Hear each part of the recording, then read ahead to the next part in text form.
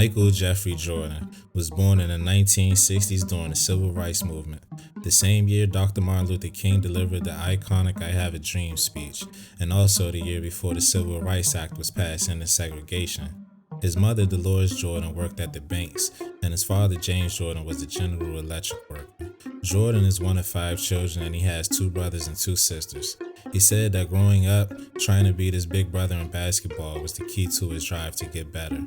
Jordan played baseball, football, and basketball growing up. He attended Laney High School in Wilmington, North Carolina. In high school, he led his baseball team to a championship. As a sophomore in high school, Jordan went and tried out for the basketball team and was cut because he was a bit short at 5'10" or 5'11", and his skills weren't refined enough. He said he went home and cried, wanted to give up on sports, but it was his mother who consoled him and encouraged him to work hard at it over the summer and try again next year. Next year, in his junior year of high school, he came back at 6'3", 6'4", and was better. He reportedly scored 35 points in his first varsity game. Jordan led Laney to the #1 state ranking as a senior, but he couldn't lead his school to a state title. Rival New Hanover delivered the knockout blow, 56-52, in the conference championship game. However, individually, he was so good that the athletic director at Hanover County Schools called University of North Carolina about Jordan, and they invited him to their camp, reportedly after 5 days, thinking he was the best player in America. He also made the McDonald's All-American game. Dolores stated she and her husband wanted to make sure he got an education. Dean Smith recruited him to the University of North Carolina, and Jordan got to play with James Worthy his freshman year. The duo led University of North Carolina all the way to the NCAA championship, where Jordan hit the game-winning shot from down 1 against Patrick Ewing Hoyas to bring the trophy home. Over the next couple of seasons at the University of North Carolina, Jordan got better and better, being featured on the cover of Sports Illustrated and being named an All-American and also Player of the Year. At the end of his 3rd season, in 1984, Dean Smith encouraged him to declare for the NBA draft and go pro because the draft stock was so high that he would be a top 5 pick. Hakeem Olajuwon was the top prospect of the draft. He was going #1 for certain. And Portland Trail Blazers already had Clyde Drexler playing shooting guard, so they wanted to pick a center with the #2 pick. So Jordan was snagged by Chicago with the #3 pick. During training camp overseas, Jordan learned that his teammates like to party, snort lines of coke, smoke weed, drink, and frolic with women, so he chose to be a loner amongst the team. At practices, he would do his best to go at and outperform the best player on the team to earn his rank. A couple of weeks in, after a game against the Milwaukee Bucks that the Bulls had given up in, Jordan made a blowout game into a 6-point win game by taking over the second half, finishing with 37 points, and now there was no question who the new leader was. Even as a rookie, Jordan had made a significant impact and announced his presence in the league, averaging 28 points per game, making the All-Rookie team and taking the Rookie of the Year award home, while also being named All-NBA. Jordan loved Adidas and wanted to sign with them, while Converse was the go-to shoe brand for most NBA stars, but his mother told him to hear Nike out before making a final decision, where Nike would give him around $250,000, where all the other players were making around $100,000 or so, which was obviously an offer he couldn't refuse. Nike was anticipating selling around 100,000 pairs, but the Air Jordan 1 sold so many pairs in the first year, Jordan brought home $126 million himself. In his sophomore season, Jordan hit the ground running, winning the first 3 games of the season, but tragedy would strike as he would break his foot, missing over 60 consecutive games. Coming back at the end of the season, he forced a push for the playoffs, although he was on minutes restriction.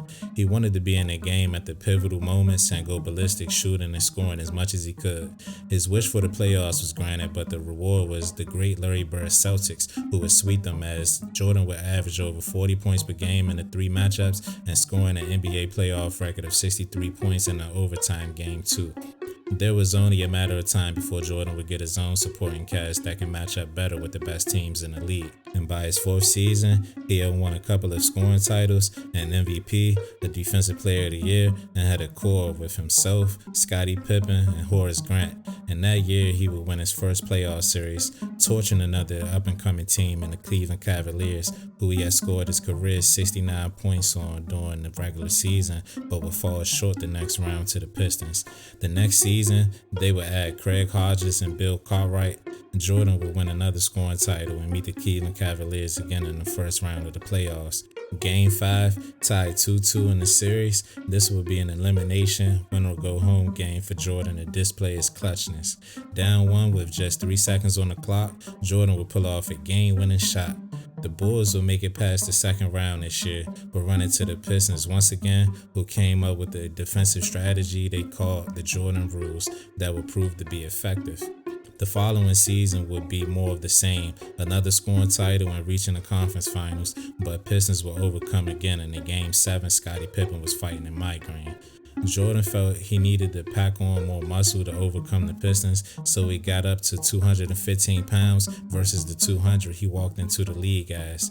This next season would be much different, as Jordan would go on to win another MVP and manage to sweep the Detroit Pistons, who were so disgusted with what happened they wouldn't even shake hands with the Bulls at the end of Game 4, just walking off the court looking like sore losers.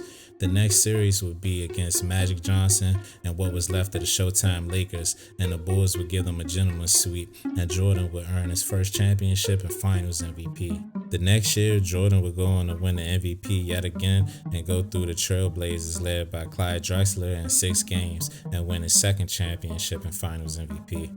In the summer of 1992, the Olympics basketball team were looking to redeem itself from prior mediocrity and get NBA players to join, and of course Jordan was asked to join, and he did. That team went on to be known as the Dream Team, with a collection of Hall of Famers people regard as the best Olympic team ever put together. They went undefeated in the Olympics and brought the Olympic gold medal home for the United States. In 1993, Jordan was on top of the world and aiming to three-peat, but Jordan would face media scrutiny due to his gambling habits on the golf course and in the casino. Jordan says that he was physically exhausted, but more mentally exhausted and needed a break. So after going through Charles Barkley and the Phoenix Suns for his third championship and Finals MVP, he would retire from the game. His father, James Jordan Sr., would be found dead in a car along a route that he took on his way home after playing golf. Jordan would face speculations that his gambling had something to do with his father's death to add fuel to the fire. In honor of his father, Jordan sought out to play baseball in the Double-A league for the Birmingham Barons. He played well enough to receive praise that if he continued, he definitely could have made his way into the majors. But after roughly an 18-month hiatus, Jordan came back into the league to the Chicago Bulls and played the remaining 17 games of the season, including the game he dropped 55 points against the New York Knicks on March 28, 1995. The Bulls will get past the Charlotte Hornets in round 1 with Jordan averaging 30 points per game, then succumb to the Penny Hardaway and Shaquille O'Neal-led Orlando Magic in 6 games, with Jordan still averaging 31 points per game, 2.5 steals, and just under 2 blocks. The Bulls will rearrange their team into a basketball version of the Avengers, with Jordan and Ron Harper, both 6'6", defensive guards in the backcourt, with Dennis Rodman and Scottie Pippen both defensive forwards in the front court, with a 7-foot finesse European star Tony Kukoc. They had the all-time three-point percentage leader Steve Kerr as a shooter off the bench, and arguably the greatest coach in Phil Jackson. Definitely an NBA version of the Avengers. This team would go on to win 72 games their first season together, which would be the NBA record at the time for most wins, and is to date only second, but will also win 60-plus games the following 2 seasons, as well as they won 3 straight championships against the Sean Kemp and Gary Payton Supersonics, as well as the Karl Malone and John Stockton Utah Jazz. Jordan would snag 2 more MVPs and 3 more Finals MVPs along the way, and retired for a second time, widely regarded as the greatest player ever, over legends of the past like Wilt Chamberlain, Bill Russell, and Kareem Abdul-Jabbar. Over the next 5 seasons, Jordan would stay retired for 3 and focus on owning a team, starting as a minority owner with the Wizards, then suiting up and joining the roster for just $1 million each of the 2 seasons as he tried to bring in more revenue and fan interest for the franchise. He would average 23 points per game the first season, even having a 50-point performance and an all-star game performance for the ages, but injuries would hinder him for those 2 seasons and he wouldn't make the playoffs and just decided to retire for good at 40 years old. Michael Jordan led the Bulls to 8 50-win seasons, with 5 of those 8 being 60-win seasons and 1 of those 8 being 70-win seasons. Michael Jordan was named All-NBA 11 times, with 10 of those being first team. Michael Jordan was named All-Defensive 9 times, and all of those being first team. He also won 5 NBA MVPs in an era where players like Kareem Abdul-Jabbar, Magic Johnson, Larry Bird, Isaiah Thomas, Shaq, Kobe, Barkley, and Karl Malone was playing against him, just to name a few. He also won Defensive Player of the Year along the way, where he averaged his career-high 3.2 steals per game and 1.6 blocks. Michael Jordan ultimately won 6 championships with an undefeated record in the championship series. Michael Jordan also holds the record for most finals MVPs since it started being handed out in 1969. Michael Jordan also have the most scoring titles of any player in NBA history with 10, and 3 titles clear of Wilt Chamberlain.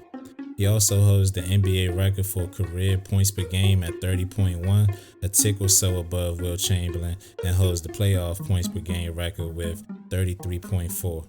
His number 23 jersey hangs in the Chicago Bulls arena, along with all the other numerous banners they hung over the years of his accomplishments. Personally, because of his accomplishments, because of the impact he had on winning itself and the NBA, because of the fact he revolutionized being a scorer or a two-way player, or also being a spearhead and pioneer of sneaker culture as we have it today, I believe Michael Jordan is undeniably, unequivocally a Mount Rushmore top 4 greatest player of all time and possibly number 1 all-time GOAT of basketball. If you enjoyed this video in any way, shape, or form, please like and comment on the video and subscribe to the channel. I'll be doing more videos just like this. Appreciate it.